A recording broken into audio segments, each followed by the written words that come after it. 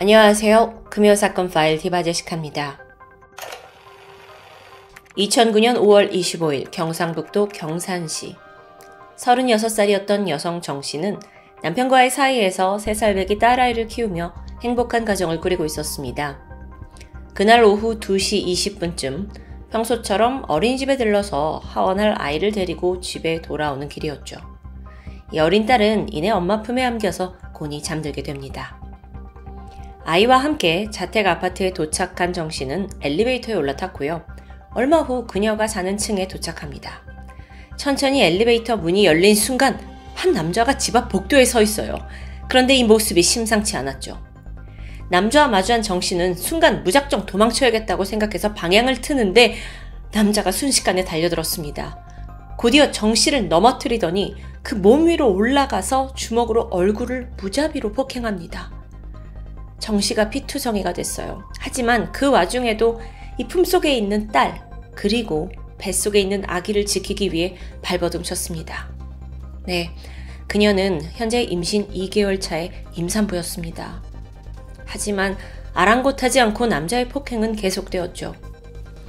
그는 미리 준비해온 길이 40cm짜리 망치로 정씨의 콧등과 뺨, 얼굴 쪽을 가격합니다.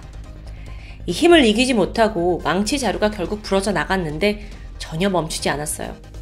오히려 그 부러진 자루 부분으로 몇 번이고 얼굴을 더 가격합니다. 이렇게 계속된 공격으로 정씨는 정신이 혼미해졌고요. 이윽고 남자는 그녀의 얼굴 위로 길이 12cm짜리 칼을 내려 찍습니다. 이후로도 머리, 얼굴, 가슴, 배, 옆구리, 팔, 어깨까지 정말 온 몸을 무려 26차례나 닥친 대로 공격합니다. 이때 소란을 들은 주민이 상황을 눈치채고 즉각 신고를 했고요. 곧이어 아파트 관리소 직원도 달려왔죠. 그 당시 목격담에 따르면 이 피범벅이 된 현장에서 범인은 넋을 놓은 채 주저앉아 있었습니다. 또한 3살짜리 딸, 이 아이는 엄마가 흘린 피를 흠뻑 뒤집어 쓰고 있었어요. 놀랍게도 아이에겐 전혀 외상이 없었습니다.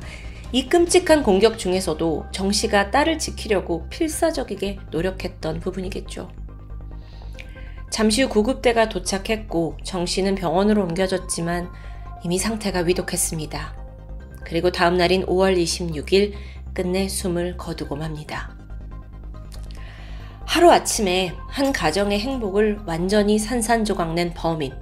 그는 42살의 김남국이었습니다. 현장에서 즉각 체포되었고 당시에 도주할 의지조차 전혀 보이지 않았다고 해요. 그런데요 여러분, 이런 모습은 범인이 주로 그 범죄 행위 자체의 목적을 두었을 때 나타난다고 합니다. 그러니까 이제 목표한 걸 다 이뤘으니 뭐 될 대로 되라 식이었던 거죠. 즉 그는 처음부터 정씨를 살해하려는 목적으로 철저히 이 범행을 계획한 것으로 보입니다. 묻지마 범죄가 아니었어요. 도대체 피해자와 가해자 사이엔 어떤 일이 있었던 걸까요? 그들의 이야기는 8년 전으로 거슬러 올라갑니다. 2001년 9월이었는데 피해자 정씨는 당시 22살, 인터넷 채팅을 하다가 당시 34살이던 김남국을 알게 되었죠. 두 사람이 연락을 주고받다가 이내 연애의 감정이 싹텄고 교제를 시작합니다. 하지만 이 연애가 결코 아름답지 않았습니다.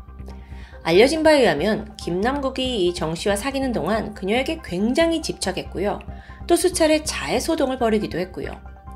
결국 두 사람은 4년간의 끈질긴 연애 끝에 결별하게 되고 이후 정씨는 번호도 바꾼 채 그와 연락을 완전히 끊게 됩니다. 한편 김남국은 시간이 지나도 여전히 정씨를 잊지 못했어요.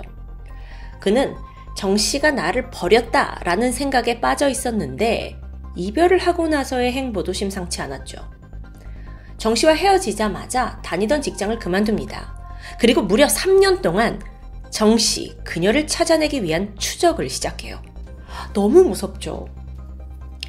한편 정씨는 결별한 후에 약 1년 만인 2006년 현재의 남편을 만나 결혼을 하고 아이도 낳고 행복한 삶을 살게 됩니다. 김남국이 그녀를 추적하다가 뒤늦게 이걸 알아내요. 그리고 분노하게 되죠. 이건 곧 스토킹으로 이어졌습니다. 정씨의 집을 알아낸 김남국은 그녀 주변을 맴돌면서 병적인 집착을 보입니다. 마침내 정씨와 마주쳤어요. 그러면서 정씨한테 뭐라고 하냐면 내가 네 남편한테 너랑 나랑 사귄다는 걸 폭로하겠다고 협박합니다. 물론 사실이 아니었죠. 심지어 정씨의 가족들에게도 접근해서 전화, 문자로 협박을 이어갑니다. 정말 미치고 팔짝 뛸 노릇이에요. 결국 참다 못한 정씨는 김남국의 스토킹 증거들을 다 모아서 소송을 걸게 되는데요. 2007년 부산지법은 김남국이 정씨를 의도적으로 괴롭히고 협박한 걸 인정합니다. 하지만 아무래도 그 당시는 지금과 좀 달리 스토킹과 협박에 간대했던 시절이죠. 특히 가해자와 피해자가 과거 연인 사이였지 않냐라면서 그 전 남친의 집착을 어느 정도 이해하는 분위기였습니다.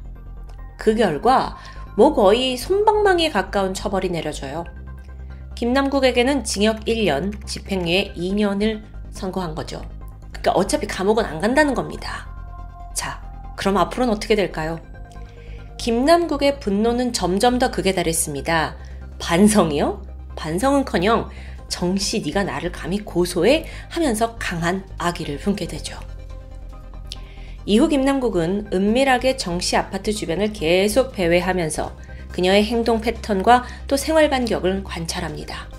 그렇게 해서 알게 된 게 정씨가 매일 오후 2시 어린이집에서 딸을 데리고 홀로 귀가한다는 사실이었어요.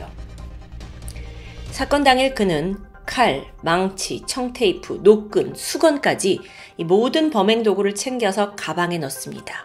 그리고 정씨 아파트로 가서 엘리베이터를 타고 올라가 그 집 앞 복도에서 정씨가 돌아오기만을 기다렸던 거죠.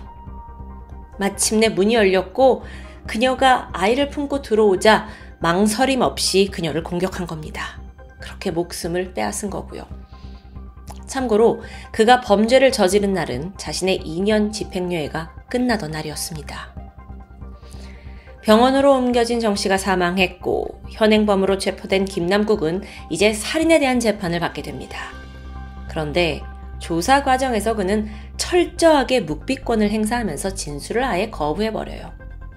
재판이 이어졌죠? 하지만 단 한 번도 반성하거나 죄책감을 보이지 않았습니다. 그러다가 마침내 이 긴 묵비권을 깨고 입을 열었거든요. 그런데 그 꼬락서니가 더 가관입니다. 김남국이 살해 동기에 대해서 모든 책임을 피해자 정씨에게 전가하는 거예요. 예를 들어서 그 여자 때문에 내가 지금 이 모양 이 꼴이 된 겁니다. 내가 더 피해자라고요. 날 협박범으로 취급하잖아요. 그년이 나를 두고 다른 사람이랑 결혼해? 애까지 낳았으니까 이건 걔 잘못이죠. 이게 말이 됩니까? 김남국은 과거 정씨가 자신에게 이별을 선고해서 소위 말하는 차는 걸 해서 자존심이 상했다고 진술합니다. 물론 연인 간의 이별에서 특히나 일방적인 통보를 당했다면 상처가 될 수 있죠. 하지만 그렇다고 살인을 계획해요? 결코 정상인의 사고방식이 아닙니다. 실제로도 김남국은 사이코패스 테스트에서 상당히 높은 점수를 기록했다고 알려져 있습니다. 일각에서는 과거 정씨와 김남국이 교제를 했던 그 4년에 대해서도 의문을 표합니다. 과연 정씨가 정말로 원해서 연애를 이어갔을까요? 김남국 행적으로 봐서 정씨는 어쩌면 계속 이별을 원했지만 강요, 협박, 게다가 자해소동까지 벌리니까 어쩔 수 없이 만남을 지속했을 수도 있습니다. 그러다가 끝내 마침내 정씨가 이별에 성공했고 이 소나기를 벗어난 듯 했지만 결국엔 이 사회적인 솜방망이 처벌 속에 그녀는 몇 년 안에 안타까운 죽음을 맞이하고 말았습니다. 재판 결과는 어땠을까요? 검찰은 김남국에게 사형을 줘야 한다라고 주장합니다. 딸아이 앞에서 엄마를 폭행해 죽이는 정말 평생의 트라우마를 남겼죠. 그리고 또 사실상 임산부를 살해함으로써 두 생명을 빼앗은 거나 마찬가지니까요. 결국 재판부는 1심에서 무기징역을 선고했습니다. 판결문을 볼까요? 잘못을 뉘우치는 태도를 보이지 않아 엄중한 처벌이 불가피하다. 그러니까 이렇게 사형이 운운되고 있는 재판 중에서도 계속 정시탄만 하고 반성 안 한 거예요. 하지만 김남국은 이 선고를 받은 이후 형이 너무 무겁다라면서 항소합니다. 근데 이때 검찰도 맞항소를 해요. 이 사람이 사이코패스 테스트에서 높은 점수를 받았다라는 거 반영해야 하고 이 사람은 영원히 사회에서 경계해야 한다. 다시 한번 강하게 사형을 주장했죠. 결국 기각되었고 최종적으로 무기징역이 확정됩니다. 이 인면수심의 범죄 사건은 대한민국 스토킹 범죄의 아주 대표적인 잔혹 케이스로 전해집니다. 하지만 그 당시엔 많은 주목을 받지 못했어요. 단순히 전 연인끼리 이별하고 하면서 다툼 끝에 벌어진 비극이다 라고 여겼기 때문입니다. 해당 사건이 발생한 지 14년이 지났습니다. 과연 세상은 바뀌었을까요? 지금도 검색창에 스토킹 살인이라고 검색하면 최근까지도 수많은 관련 범죄가 떠오르는 걸 볼 수 있습니다. 2021년 3월 노원 일가족 살인사건, 21년 11월 서울 중구 오피스텔 살인사건, 22년 9월 신당역 살인사건까지. 이 모두 피해자에 대한 집착과 스토킹에서 비롯된 사건입니다. 그런데 여러분, 이러한 스토킹 범죄에 공통점이 있다는 거 알고 계신가요? 바로 가해자가 이 피해 사람을 자신의 소유물로 여긴다는 겁니다. 그렇기 때문에 이별을 선언하거나 여기에 대한 거부 의사를 밝힌다? 그럼 나의 권위에 네가 감히 도전해? 라고 생각하면서 분노가 일어나고 그게 더 큰 범죄로 이어지는 거죠. 김남국의 경우에도 정 씨를 어떤 독립된 인격이 아니라 자신의 소유물로 여기다 보니까 내가 그녀의 목숨마저 좌지우지할 수 있다고 생각했던 게 문제입니다. 지난 2021년 10월 21일부터 우리나라에서는 일명 스토킹 처벌법이 시행 중입니다. 반복적으로 상대 의사에 반해서 원치 않은 연락을 하거나 접근하면 3년 이하의 징역이나 3천만 원 이하의 벌금을 매기는 법이죠. 하지만 그럼에도 문제는 계속됩니다. 일단 이 처벌 규정에 비해 실제로 선고되는 형량은 굉장히 낮습니다. 그동안의 판례를 봐도 대부분 벌금형이거나 집행유예에 그쳤고요. 징역 1년 이상의 실형이 선고된 사례는 거의 없습니다. 또한 스토킹 처벌법 조항 중 반의사불벌죄도 문제입니다. 이게 뭐냐면요. 쉽게 말해서 피해자와 가해자가 합의를 할 경우 더 이상은 법적으로 처벌을 할 수 없는 조항이죠. 따라서 가해자는요. 이걸 빌미로 계속 피해자에게 연락을 해서 협의를 해달라고 비는 겁니다. 연락을 할 빌미를 제공하는 거예요. 이걸 거절하면 끝내 보복 범죄로까지 이어지고 있고요. 실제로 2022년 9월에 벌어진 신당역 살인사건의 경우 가해자 전주환은 사건에 앞서서 피해자에게 이미 스토킹 사건으로 기소된 상태였습니다. 그러면서 피해자한테 합의를 해달라 연락을 멈추지 않았어요. 그럼에도 이게 실패하자 자기한테 중형이 내려질 게 예상되잖아요. 그러니까 선고를 하루 앞둔 그날 신당역 여자 화장실에서 피해자를 흉기로 살해했던 겁니다. 수사 결과 이건 명백한 보복 범행으로 알려졌죠. 현재 이 사건을 계기로 스토킹 범죄의 경우에는 합의와 상관없이 가해자를 처벌할 수 있도록 법이 강력히 개정돼야 한다는 지적이 잇따르고 있습니다. 근데 여러분, 수년간 계속되는 동일한 범죄 패턴, 하지만 여전히 아니란 법 사이에서 우리는 언제까지 스토킹 피해자들을 방치하고 또 그들이 죽어나가는 걸 봐야 할까요? 한때요, 스토킹 또한 사랑의 한 방식이다라고 말하던 황당한 시절이 있었습니다. 하지만 이제 저를 포함한 많은 범죄 전문가들이 강력하게 주장하고 있죠. 스토킹은 잠재적인 살인이라고요. 법적인 제재는 물론이고 범죄의 심각성을 인지하고 피해자들이 내미는 손을 놓치지 말아야 합니다. 지금도 우리 주변 어딘가에서 애착의 가면을 쓴 비뚤어진 집착이 누군가의 목숨을 위협하고 있을지 모르니까 말이죠. 지금까지 금요사건 파일 디바제시카였습니다.